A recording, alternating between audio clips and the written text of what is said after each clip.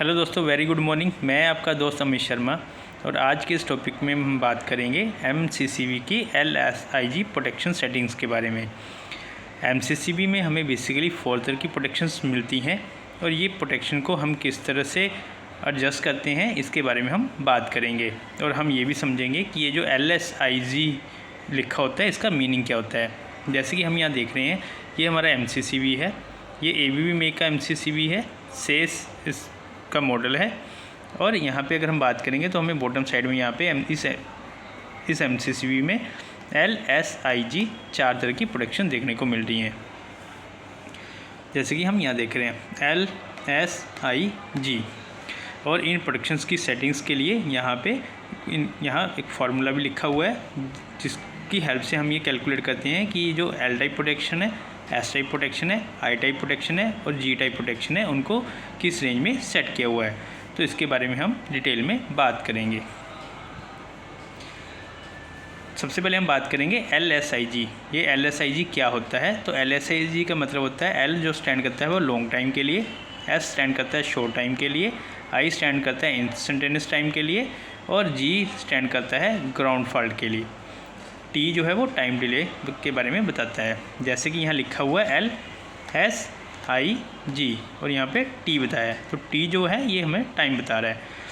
अगर इस मॉडल के बारे में हम बात करें, ABB के मॉडल के बारे में, तो यहाँ पे LSIG इन 4 तरह की प्रोटेक्शन को सेटिंग करने के लिए यहाँ पे डीप स्विच दिए गए हैं और इन हर एक डीप स्विच के आगे में कुछ रेटिंग्स लिखी हुई हैं।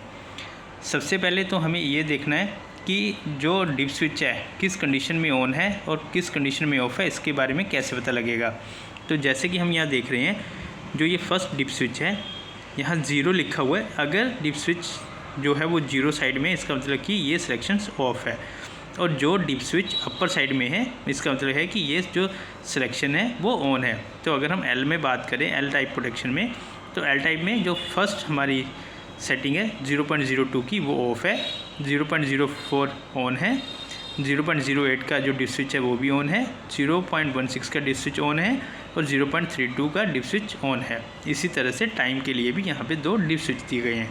तो डिप स्विच को ऑन ऑफ करके हम सेटिंग्स को ऐड और माइनस कर सकते हैं। अभी पहले हम बात करेंगे कि लॉन्ग टाइम जो प्रोटेक्शन है वो किसके लिए यूज़ होती हैं। लॉन्ग टाइम बेसिकली हमें ये बताता है कि जो हमारा MCCB है, अगर MCCB में थर्मल ओवरलोडिंग की कंडीशन क्रिएट होती है तो ये MCCB कितने एम्पेयर पे जाके, जो MCCB की जो हमने सेटिंग करी है वो कितने एम्पेयर पे जाके MCCB ट्रिप करेगा, और T बताता है कि कितने टाइम के बाद वो ट्रिप करेगा। MCCB में जैसे कि अगर हम बात करें, MCCB जो है वो 100 एम्पेयर की रेंज में हो सकता है, 63 की रेंज में हो सकता है, 250 एम्पेयर की रेंज में हो सकता है। लेकिन हम यहाँ पे I1 की सेटिंग करके इस MCCB को मिनिमम 0.4 पर, मतलब 0.4 से लेके 1 तक इसको सेट कर सकते हैं। 0.4 मतलब 40%। जो भी MCCB, अगर MCCB की IN वैल्यू मान लीजिए 100 एम्पेयर लिखी हुई है तो उस MCCB को हम मिनिमम 40 एम्पेयर तक सेट कर सकते हैं। मतलब I1 हमें ये बताता है कि जो MCCB है उसको हमने कितने करंट के लिए सेट किया हुआ है, मतलब कितना करंट क्रॉस होने के बाद जो MCCB है वो हमारा ट्रिप कर जाएगा।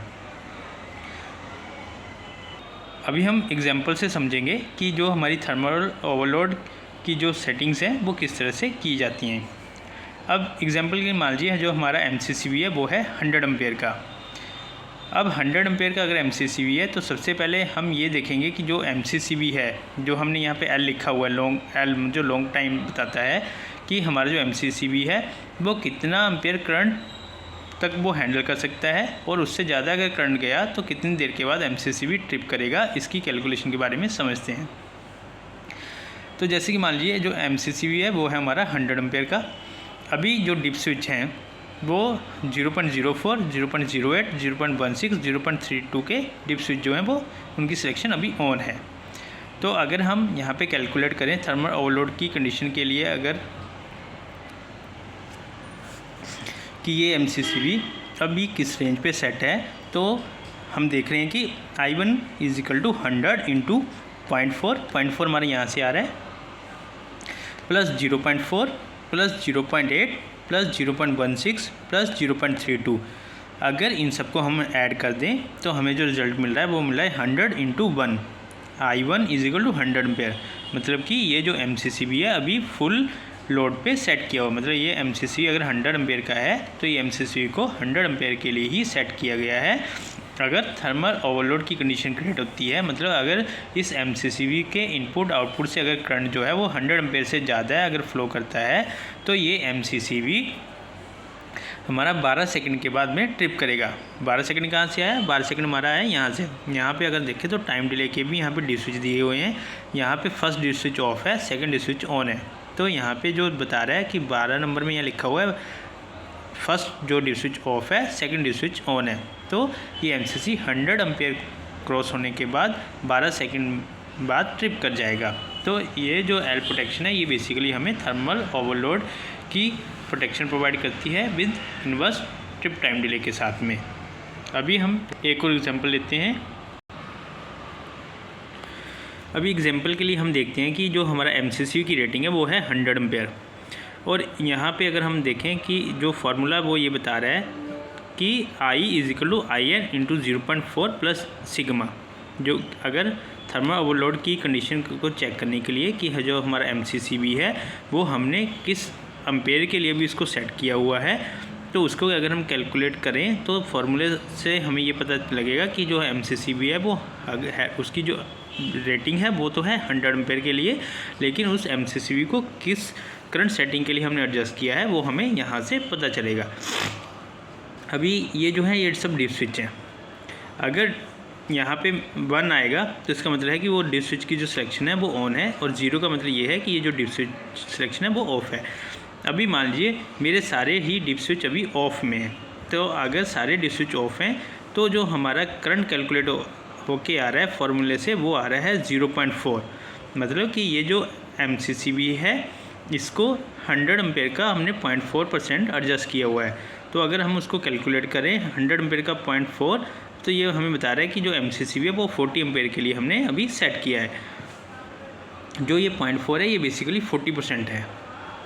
अगर अभी मान लीजिए हम यहाँ पे सिलेक्शन कर देते हैं 0.04 की सिलेक्शन को हम ऑन कर देते हैं और 0.08 की सिलेक्शन को भी ऑन कर देते हैं, तो इससे हमें ये पता चल रहा है कि जो ये MCCB की जो थ्रेशोल्ड करंट ओवरलोड की जो थ्रेशोल्ड वैल्यू है वो 0.52 मतलब 100 एम्पेयर का 0.52% पे इसको सेट किया है। मतलब कि अगर 52 एम्पेयर से ज़्यादा का करंट फ्लो करेगा तो ये MCCB कुछ देर के बाद में ट्रिप हो जाएगा। कितनी देर के बाद में? जितना हम टाइम डिले प्रोवाइड करेंगे। तो इस तरह से हम MCCB में लॉन्ग टाइम प्रोटेक्शन जो है उसको हम सेट करते हैं। तो सबसे आसान है कि हम फार्मूले को देखें। फार्मूले में जैसे जैसे लिखा है उस हिसाब से अगर हम कैलकुलेट करेंगे तो हम उसको ईज़िली मतलब जो उसकी करंट सेटिंग है उसको हम ईज़िली फाइंड आउट कर सकेंगे। अभी हम बात करेंगे सेकंड प्रोटेक्शन के बारे में जिसको बोलते हैं शॉर्ट सर्किट। दोस्तों एक और चीज़ है, जो हमारी लॉन्ग टाइम प्रोटेक्शन जो है वो हम मिनिमम 0.4 से 1% तक MCCB की रेटिंग के अनुसार रख सकते हैं। अगर MCCB कोई 100 एम्पेयर का है तो उसको हम मिनिमम उसका 0.4 मतलब 40 एम्पेयर सेट कर सकते हैं, और मैक्सिमम उसको 1% मतलब 100 एम्पेयर तक सेट कर सकते हैं।